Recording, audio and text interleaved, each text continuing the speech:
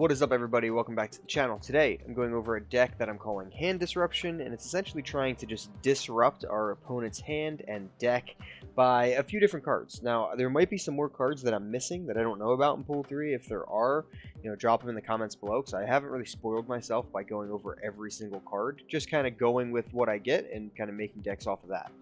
So the point of this deck is to kind of just be a troll a little bit. So I'm going to go through the deck and take you through a couple games, and hopefully we can troll some people along the way. So core of the deck is really based around adding rocks to the opponent's deck with Korg, who shuffles a rock, which is just a 1-cost 0-power unit, and Rockslide, who shuffles 2 rocks into their deck. So both of those will get 3 cards into the opponent's deck, which in a 12-card deck, and actually you're starting with almost 4 cards in your hand after turn 1 draw, that can be pretty substantial because there's a good chance they're going to see some of those rocks.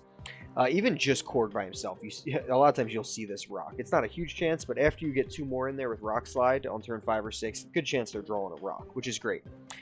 The rest of it kind of comes down to a few other tech cards and some more hand disruption stuff. So Iceman obviously boosts the cost of a card in the opponent's hand, and Scorpion minuses their power.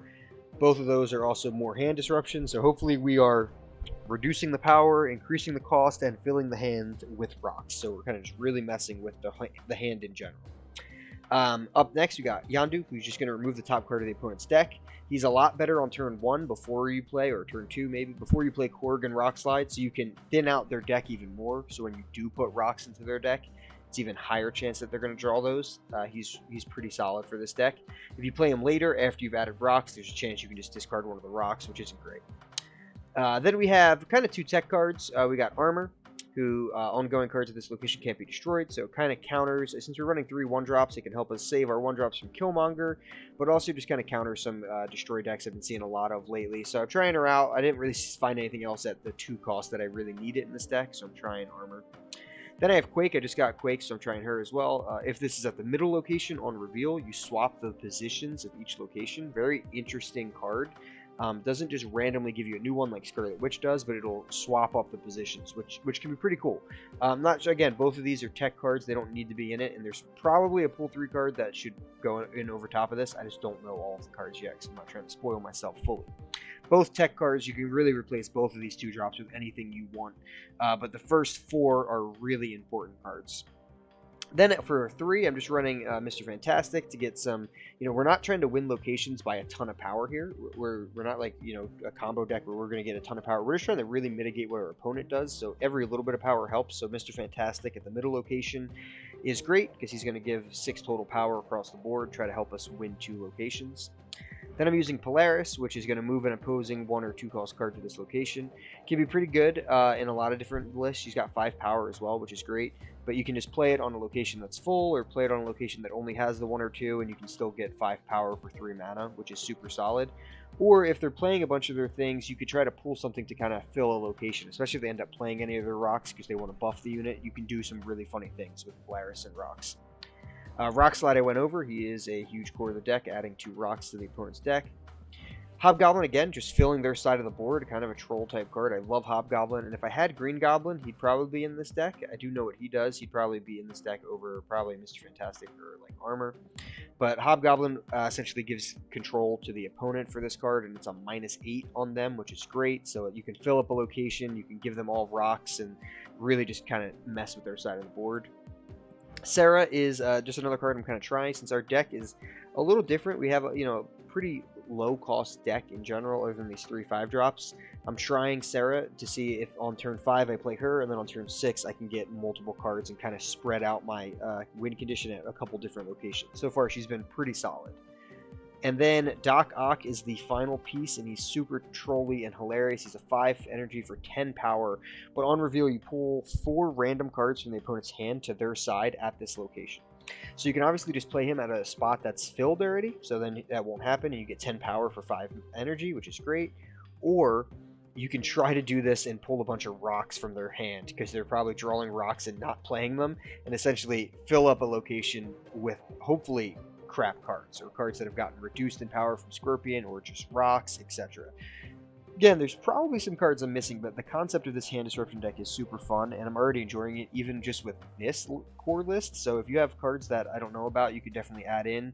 Let me know in the comments. One I did think about was Leech, who removes the abilities from all cards in your opponent's hands, because you play Leech and then Doc Ock, which is pretty funny. He could probably make a slot in over Sarah.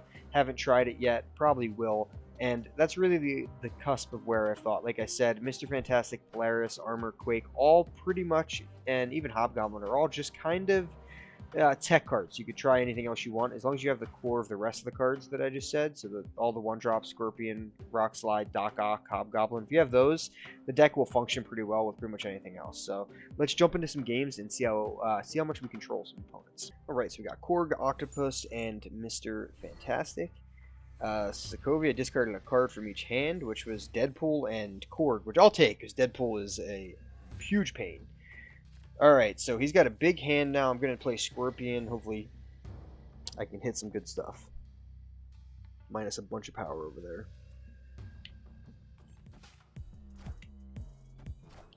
Definitely playing a Destroyed Tape deck, so we'll minus everything in his hand, which will be pretty solid.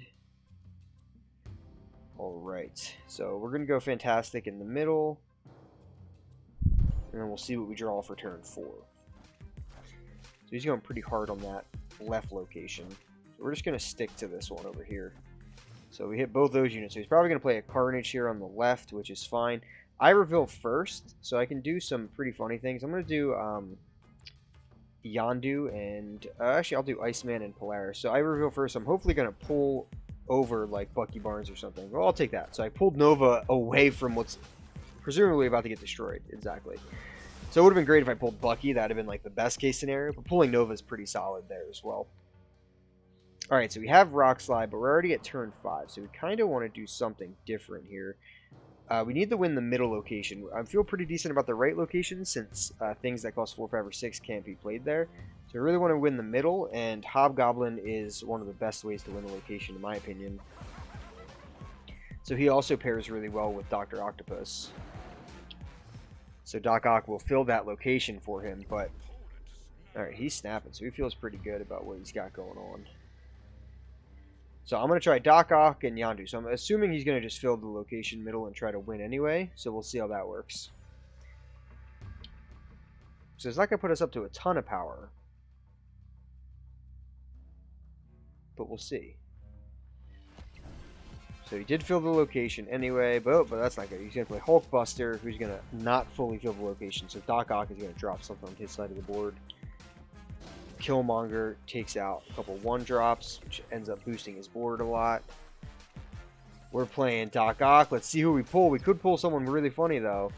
Alright, just Moon Girl, which is going to boost up his power a lot. But Yondu is enough, and we take 2 locations. So, felt like a pretty solid game. Yeah, there's some really funny things with Doc Ock against the Destroy decks. Because if I did pull, let's say, like a Deathlock, who comes out and just destroys everyone at his own location, absolutely hilarious.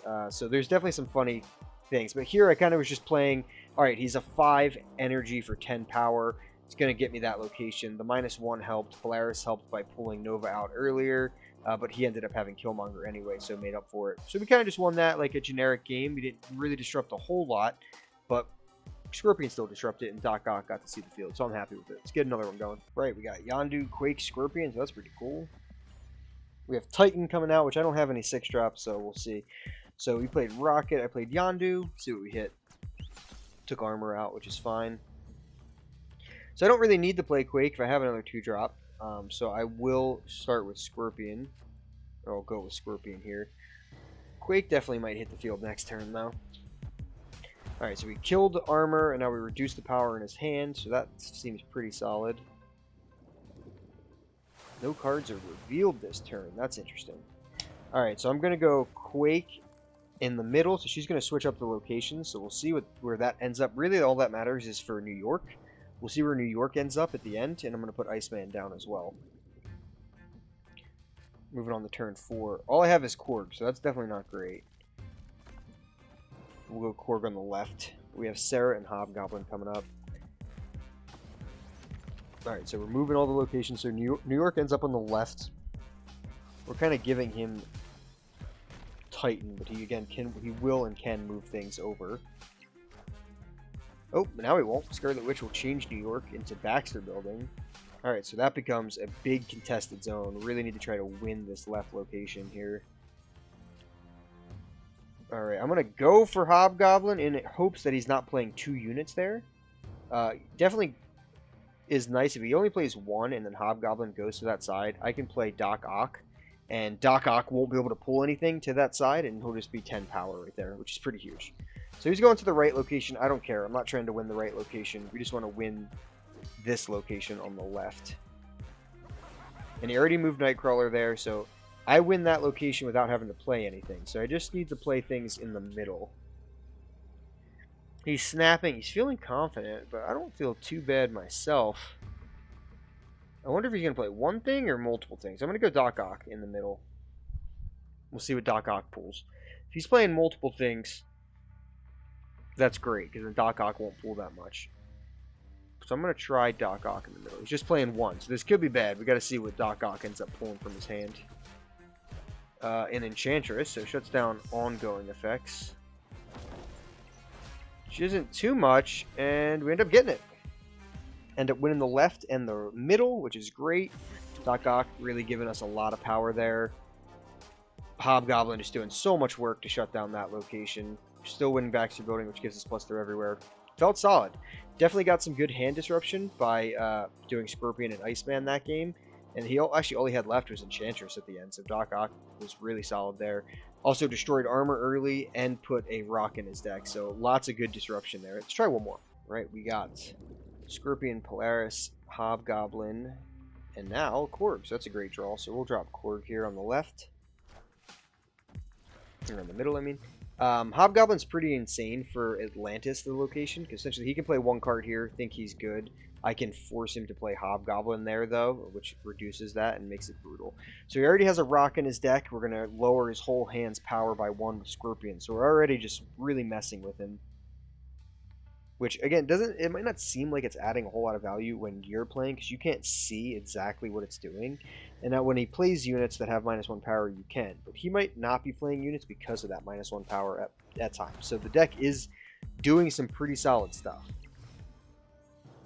So Invisible Woman is here.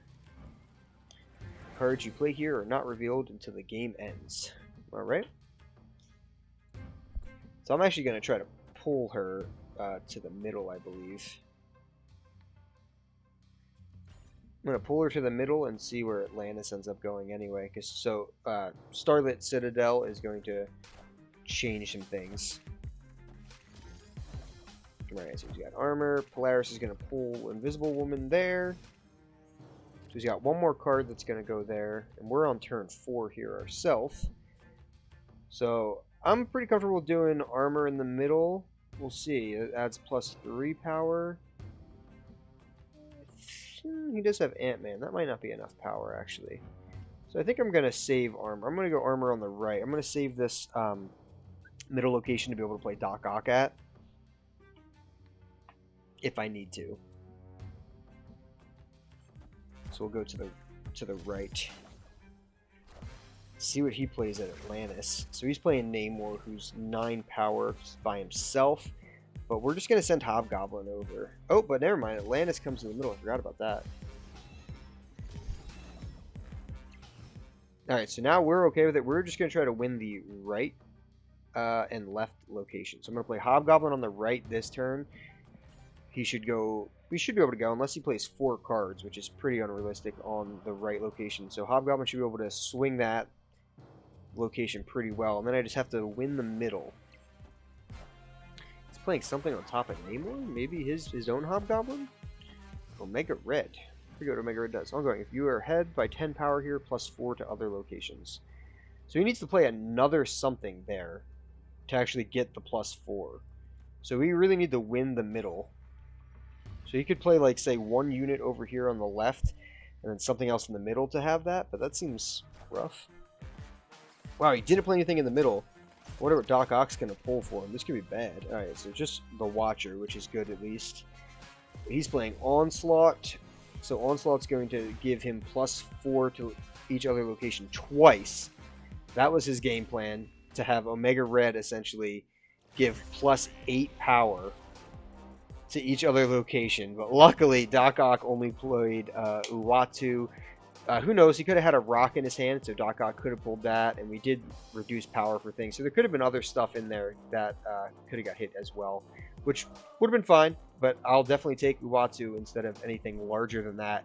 We just kind of won the right location by easy game plan there, and he went for some fancy onslaught and Omega Red nonsense. So felt good. Again, you're not always going to see what kind of stuff you're doing to your opponent by giving them rocks, by reducing their power levels, by increasing the cost of their cards. You're not always going to see that, but trust me, it's having an effect. They're having to make decisions that they normally don't have to because they're getting these extra additives added to their hand. That's really screwing with them. So hopefully you guys like the deck. If you like trolling people, if you like playing some pretty mean style decks like this, I think you will enjoy it. So give it a shot.